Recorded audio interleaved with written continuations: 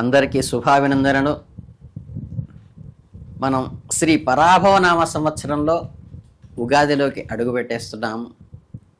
ఈ సంవత్సరం మేషరాశి వారి గ్రహ సంచారము, వారి ఆదాయ వ్యయాలు, వివిధ రంగాల్లో వారికి కలుగబోయే శుభ ఫలితాలు అందరికీ చక్కగా అర్థమయ్యే రీతిలో ఇప్పుడు తెలుసుకుందాం. ఈ సంవత్సరం చక్కగా వీళ్ళకి ఆదాయం 11 ఉన్నది, మనకి ఖర్చు కేవలం 5 ఉన్నది. అంటే ఆదాయ వనరులు చాలా విజృంభణంగా ఉన్నాయి. రాజపూజిత 2 ఉంటే అవమానం మాత్రం కొంచెం 4గా గోచరిస్తోంది. దీన్ని బట్టి ఈ సంవత్సరం మీకు మంచి ఆదాయము, ఈ ఆదాయం కారణంగా మీకు కలిగేటువంటి గ్రోత్ను చూసి 10 మంది అసూయ పట్టడం ద్వారా మిమ్మల్ని కించపరిచేట్టుగా మాట్లాడేవాడిని సూచన ఇందు విధంగా సూచించబడుతోంది. ఇక ఈ సంవత్సరం గ్రహ సంచారం లోతుగా పరిశీలిస్తే, బృహస్పతి జూన్ 1వ తేదీ వరకు తృతీయ స్థానంలో 3వ ఇంట్లో సంచరిస్తారు. తదుపరి అక్టోబర్ 30వ తేదీ వరకు అర్ధాష్టమ స్థానంలో ఉంటారు. అనంతరం జనవరి 24వ తేదీ వరకు పంచమ స్థానంలో 5వ ఇంట్లో సంచరిస్తారు. అక్కడ నుండి సంవత్సరం పూర్తయ్యే వరకు తిరిగి అర్ధాష్టమ స్థానంలోనే కొనసాగుతారు. ఇక కర్మకారకుడైన శని భగవానుడు పరిశీలిస్తే సంవత్సరం మీ రాశికి 12వ ఇంట్లో సంచరిస్తారు. దీన్నే వ్యయశని అంటారు.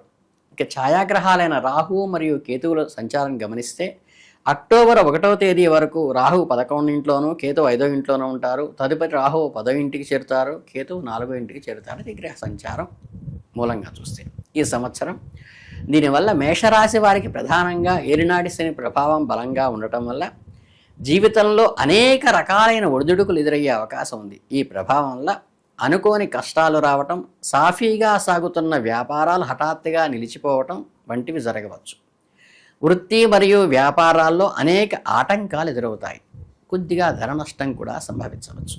ఇందువల్ల అవమానాలు ఎదుర్కోవటం, ఊహించిన సంఘటనలు జరగటం, క్లిష్ట పరిస్థితులను మీరు ఎదుర్కోవలసిన పరిస్థితులు అయితే సూచిస్తున్నాయి. ఈ సంవత్సరం ప్రతి పనిలోనూ 1కి 4 సార్లు ఆచితూచి అడుగు వేయండి.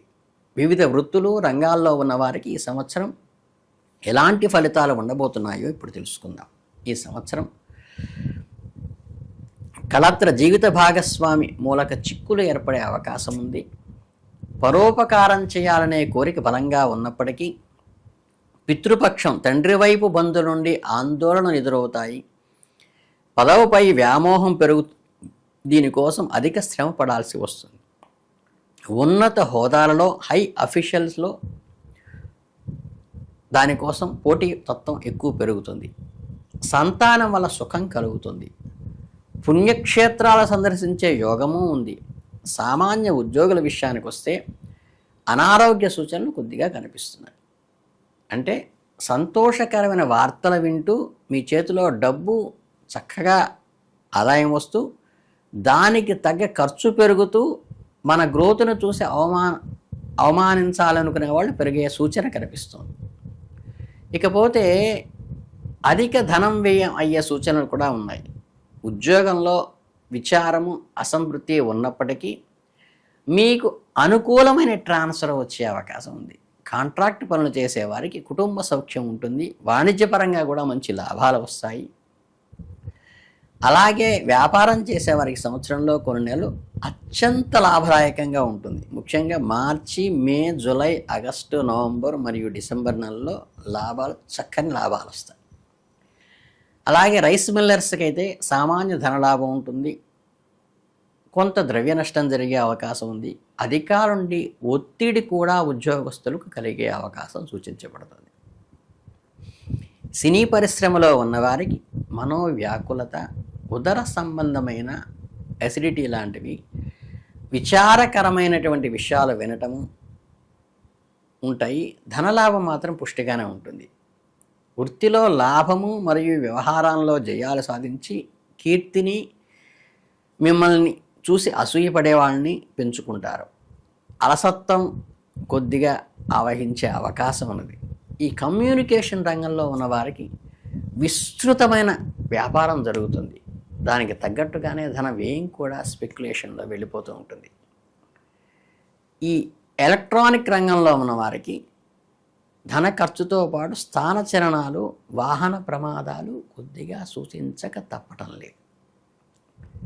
ఇక ఎవరైతే రియల్ ఎస్టేట్ వ్యాపారం చేస్తుంటారో వ్యాపారులకు భూమి మరియు గృహాల ద్వారా లాభాలు పొంది వాణిజ్యంలో ఆదాయం ఎక్కువ వచ్చి పరనిందలు కూడా పడాల్సిన పరిస్థితి వస్తుంది. పారిశ్రామికవేత్తలకు ద్రవ్యలాభం ఉంటుంది, ప్రణాళికల ద్వారా కీర్తి దక్కుతుంది, ఉద్యోగుల వేతన సమస్యలు ఇబ్బంది పెట్టవచ్చు, సిమెంటు, కలప, శానిటరీ వ్యాపారులకు నిలకడగా ఉంటుంది. అలాగే ఈ పెయింటింగ్ వ్యాపారం కానీ అనారోగ్య లోపం భేదించవచ్చు. చేతి వృత్తులు ఎవరైతే చేస్తుంటారో వాళ్ళకి మంచి లాభసాటిగానే ఉంటుంది. ఆభరణాలు తయారు చేసే వాళ్ళకు కూడా చాలా అనుకూలమైనగానే చెప్పవచ్చు. ఈ సంవత్సరం కలిసి వచ్చే అంశాలు మరియు అదృష్ట సంఖ్యలను పరిశీలించినట్లయితే 2, 3, 8, 9, 11 అదృష్ట సంఖ్యలుగా ఉంటాయి. అలాగే బుధ, శని, మంగళవారాలు మీ అదృష్టాన్ని కలిగించే వారాలుగా చెప్పబడతాయి.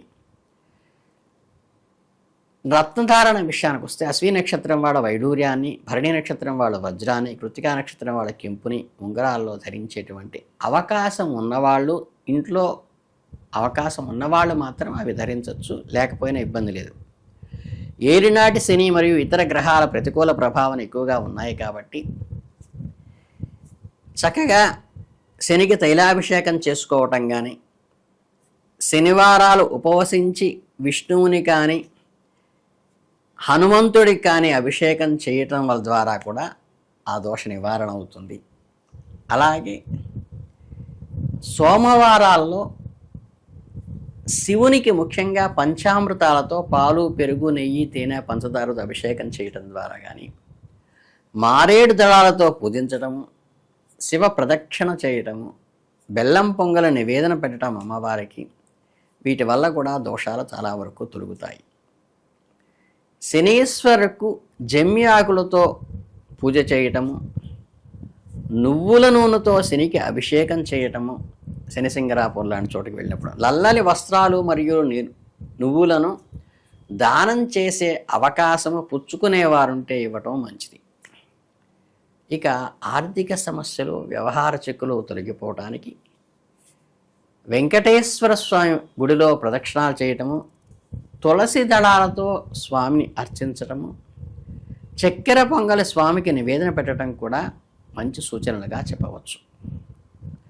అలాగే శనివారాల్లో లక్ష్మీనారసింహస్వామి కనుక అర్చించినట్లయితే చక్కగా లక్ష్మీ అనుగ్రహం కలిగి మనకి ఆదాయ వనరులు విపరీతంగా పెరిగే అవకాశం ఉంది.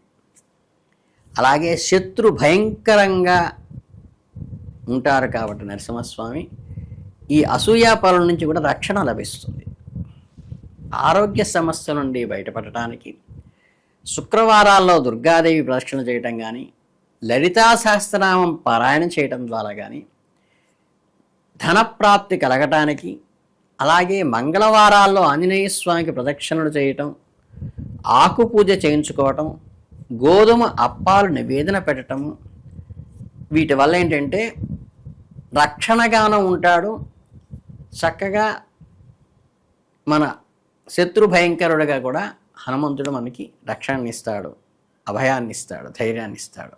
అలాగే మంగళవారాల్లో కుజగ్రహ పూజలు చేయటము, కందులు దానం చేయటము, ఎరుపు వస్త్రంలో కట్టి దానం ఇవ్వటం కూడా చాలా మంచిది. గోధుమ రొట్టెలను సాయిబాబా గుడిలో కానీ పంచితే కూడా మంచిది. అలాగే షణ్ముఖుడికి సుబ్రహ్మణ్య స్వామికి అష్టోత్తరం చేసుకోవటం కానీ, ఈ పాము పడగ మెలికలు వేసుకుని ఉంటుంది నాగు జత, అక్కడ కూడా అభిషేకం చేసుకోవడం అని కూడా మంచి అనుకూలమైన ఫలితాలు కలుగుతాయి. ఇవన్నీ ఏంటంటే మీకుగా తక్కువ బడ్జెట్లో మీరు అర్చన చేసుకునే విధానం.